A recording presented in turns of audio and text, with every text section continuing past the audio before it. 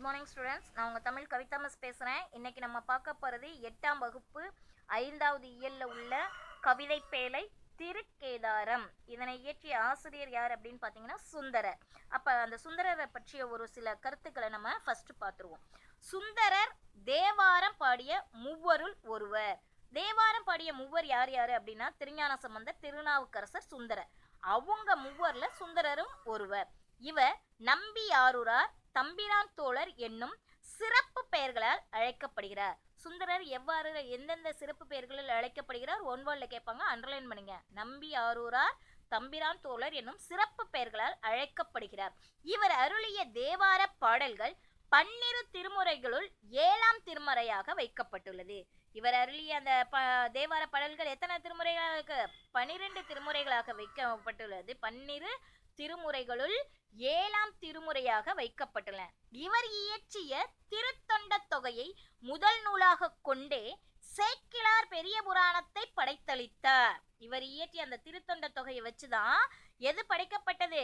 சேக்கிழார் பெரிய புராணத்தையே படைத்தளித்தார்னு சொல்றாங்க. சரிங்களா? இப்ப நூற்குறிப்புங்கும் போது திருஞான சம்பந்தர், திருநாவுக்கரசர், சுந்தரர் ஆகிய மூவர் பாடிய பாடல்களின் தொகுப்பு தான் எது அப்படின்னா தேவாரம். இந்நூலை தொகுத்தவர் யாரு அப்படின்னா நம்பியாண்டார் நம்பி. இந்த நூலை, அந்த தேவாரத்தை தொகுத்தவர் யாரு? நம்பியாண்டார் நம்பி. இந்நூலில் சுந்தரர் பாடியுள்ள கேதார பதிக பாடல் ஒன்று நமக்கு என்ன செஞ்சிருக்காங்கன்னா பாடப்பகுதியா கொடுத்துட்டு இருக்காங்க. தேக்கூட்டல் ஆரம் அப்படின்னு சொன்னா இறைவனுக்கு சூட்டப்படும் மாலை என்றும், தேக்கூட்டல் ஆரம்னு சொன்னா இறைவனுக்கு சூட்டப்படும் மாலை என்றும், தேக்கூட்டல் வாரம் அப்படின்னு சொன்னா இனிய இசை பொருந்திய பாடல்கள் எனவும் பொருள் கொள்ளப்படும். பதிகம் என்பது 10 பாடல்களை கொண்டது. பதிகங்கிறது என்னது?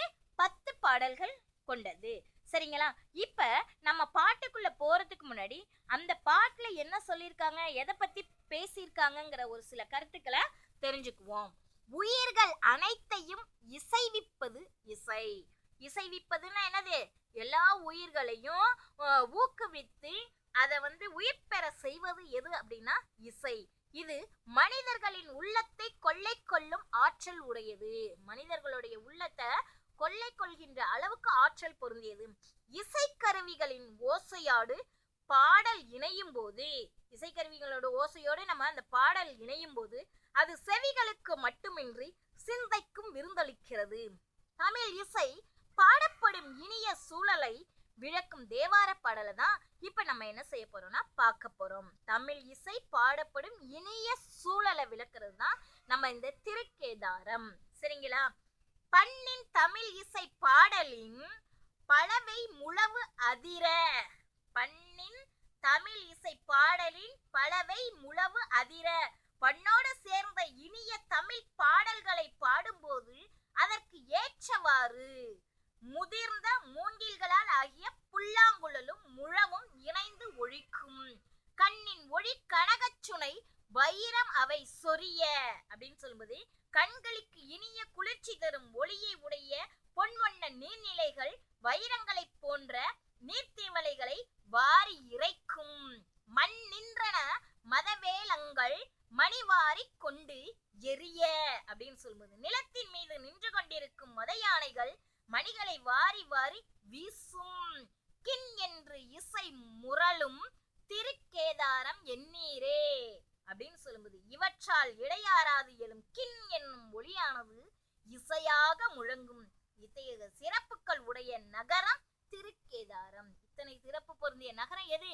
இந்த திருக்கேதாரம்ங்கிறது. பண்ணுனா இசை, கனகச்சுனைனா பொன்வண்ண நீர்நிலை, மத வேலங்கள் அப்படின்னு சொன்னா வேலம் அப்படின்னா யானையை குறிக்கும், முரளும் அப்படின்னா முழங்கும், பலவை அப்படின்னா முதிர்ந்த மூங்கில் மரம். அதுதான் பண்ணின் தமிழ் இசை பாடலின் பலவை முழவு அதிர. கண்ணின் ஒளி கனகச்சுனை வைரம் அவை சொரிய. மண் நின்றன மத வேலங்கள் மணிவாரி கொண்டு எரிய. கின் என்று ஓசை முரளும் திருக்கேதாரம் எண்ணீரே அப்படின்னு சொல்லி இந்த பாட்டை ரொம்ப அழகா சுந்தரர் பாடியிருக்கிறார். அந்த திருக்கேதார நகரத்தோட சிறப்பை தான் இந்த பாட்டுல ரொம்ப அழகா சுட்டி இருக்கின்றார். இதுல உங்களுக்கு ஒன்வேர்டு எல்லாம் இருக்கு, குருவினா சிறுவினா இருக்கு. அதையும் எடுத்து நான் உங்களுக்கு என்ன செய்யறேன், வாட்ஸ்அப்ல அனுப்புறேன். பார்த்துட்டு எழுதி எனக்கு